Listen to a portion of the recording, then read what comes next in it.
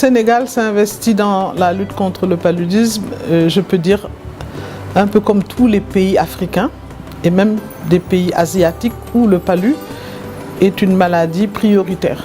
Donc le Sénégal a vu, notamment chez les enfants de 0 à 5 ans, le paludisme qui était à la première place, tant au plan du nombre de cas, donc de la morbidité, que de la mortalité.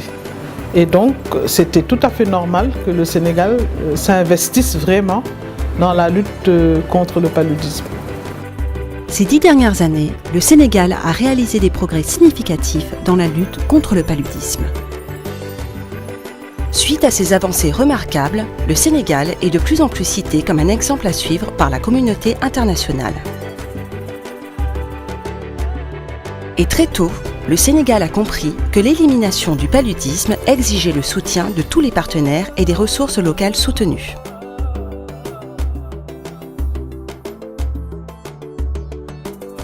Ces progrès, corollaires à cette hausse vertigineuse des financements alloués à la lutte contre le paludisme, sont le résultat de plusieurs années de mise en œuvre de stratégies de prévention et de traitement à efficacité prouvée contre cette maladie. En 2010, le Sénégal et ses partenaires se sont mobilisés pour une vaste opération qui va durer 3 ans, visant à équiper de moustiquaires imprégnés à longue durée d'action tous les espaces de couchage du pays et d'augmenter leur taux d'utilisation. La couverture universelle en moustiquaires imprégnés longue durée d'action consiste en une distribution de masse gratuite de moustiquaires aux ménages. Et donc c'est une approche qui est centrée sur l'espace de couchage. Donc le but c'est d'arriver à ce que tous les ménages du Sénégal soient couverts de moustiquaires imprégnés à longue durée d'action. Il a fallu attendre 2009 avec une petite expérience que le corps de la paix américain tentait au niveau de Vélingara et de Saraya, où ils ont réussi à couvrir tous les lits, en tout cas des 2 districts, pendant l'espace de peut-être 3 à 6 mois. On a dû rapidement comprendre que c'était ça qu'il fallait faire pour arriver à cet objectif de ce MILDA. Chemin faisant, on a pris cette expérience du corps de la paix américain qu'on s'est approprié comme stratégie nationale et c'est ça qui nous a permis, avec de bons documents très bien écrits, qui ont été suivis avec une feuille de route assez bien robuste, rigoureux, qu'on a dû suivre pendant 2 ans, pour dire qu'en fait c'est une activité qui dépasse même le secteur de santé en réalité, une activité communautaire autour des autorités administratives, il faut le dire, les préfets, les gouverneurs, tous vraiment ont été très engagés dans cette intervention et tous les acteurs, le développement local, les services déconcentrés, vraiment tout le monde y a mis du sien pour qu'on ait cette réussite. De 2010 à 2013, le Sénégal a ainsi distribué plus de 6 millions de moustiquaires imprégnés à longue durée d'action aux populations. La réalisation de cet objectif ambitieux a exigé la participation de nombreux partenaires. Un comité de suivi a ainsi été créé pour assurer la coordination et plus tard pour mobiliser les ressources additionnelles nécessaires à l'atteinte des objectifs. Le comité s'est réuni régulièrement pour établir des échéanciers, déterminer les budgets et élaborer les documents techniques. Au fil des expériences, le Comité national de suivi a exigé que des comités similaires soient mis en place à tous les niveaux, régional, district, poste de santé et au niveau communautaire. En 2008, dans 3 districts, le Sénégal lance la PECADOM, la prise en charge des cas de paludisme à domicile.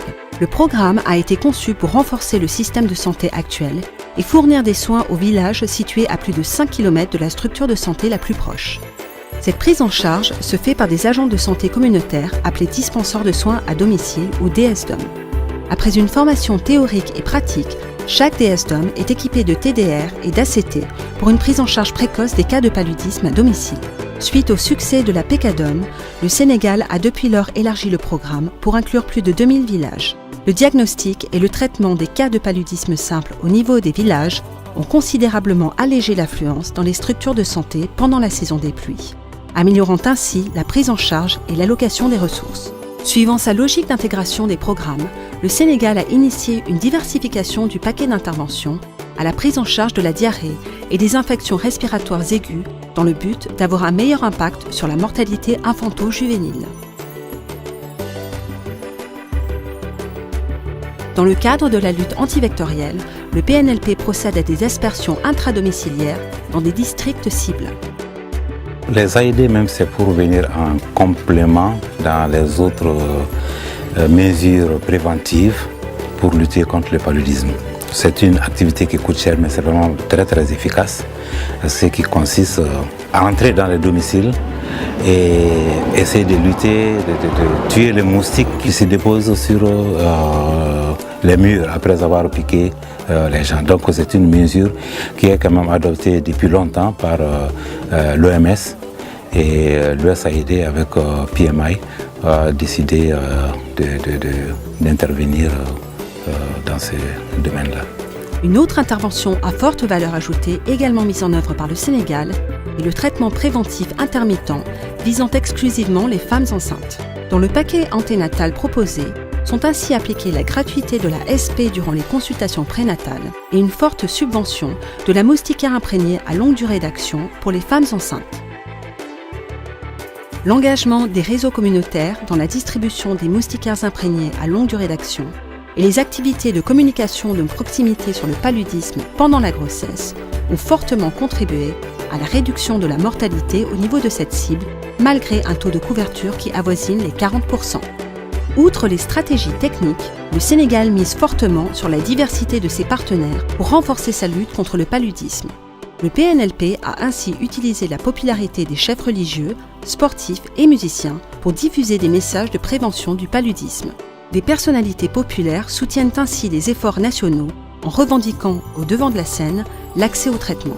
Ces célébrités aident également à mobiliser des ressources indispensables à la réponse nationale.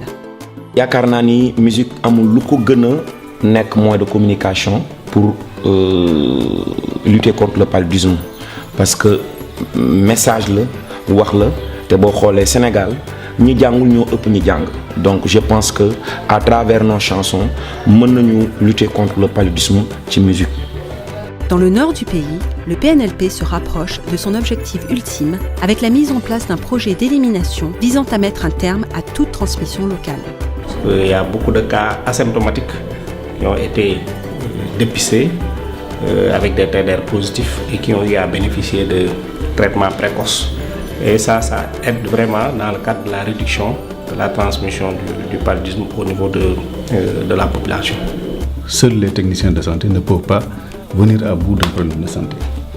Un problème comme le paludisme a beaucoup de déterminants. Et il faut amener la collaboration de l'ensemble des acteurs qui maîtrisent ces déterminants-là pour juguler l'endémie. On a commencé à faire des sensibilisations pour l'utilisation systématique des moustiquaires au niveau des travailleurs. On s'est rendu compte que le taux commençait à baisser. Je pense qu'au début, j'étais quand même assez sceptique. Quand il me parlait de palu zéro à Richard Toll, je disais c'est pas possible. Parce qu'on avait aux environs de 20 cas par jour. Quand on a commencé à appliquer les moustiquaires imprégnés, à faire des investigations, à traiter vraiment, à s'investir dans ce programme, les coûts pharmaceutiques sont passés de 12 millions à 160 000 francs CFA en un an. Le Sénégal se rend compte qu'il est de plus en plus important de mobiliser des ressources et de rechercher l'engagement de nouveaux partenaires. Le PNLP cherche ainsi à mettre à profit les ressources financières et techniques de partenaires clés tels que les compagnies du secteur privé. C'est grâce à un partenariat fort qui a été noué autour du programme que nous avons pu en arriver là, en ce sens que c'est un programme qui bénéficie de l'engagement du gouvernement avec un fort appui du ministère de la Santé et aussi de partenaires externes et internes. Et donc nous avons pu, grâce à cela, mettre en œuvre toutes les interventions à efficacité prouvée. Aujourd'hui, nous avons introduit de nouvelles interventions pour aller beaucoup plus vite. Entre autres, je peux citer la chimioprévention du paludisme saisonnier, le traitement pré-transfert des cas graves chez les enfants et par le rectocaps et aussi l'introduction de l'ACT chez la femme enceinte dans les 2e et 3e trimestres.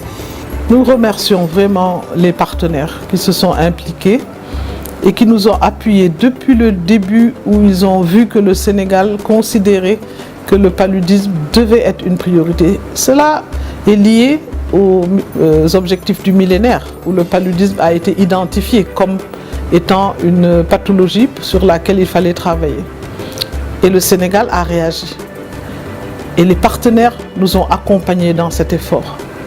Et je peux dire qu'aujourd'hui, beaucoup de choses ont été faites grâce au soutien des partenaires. Je pense aussi que leur appui doit pousser le Sénégal à faire encore plus. Un financement local doit être de plus en plus important. Nous savons qu'il y a une crise internationale au plan économique et que même ces partenaires ne pourront pas nous accompagner toujours.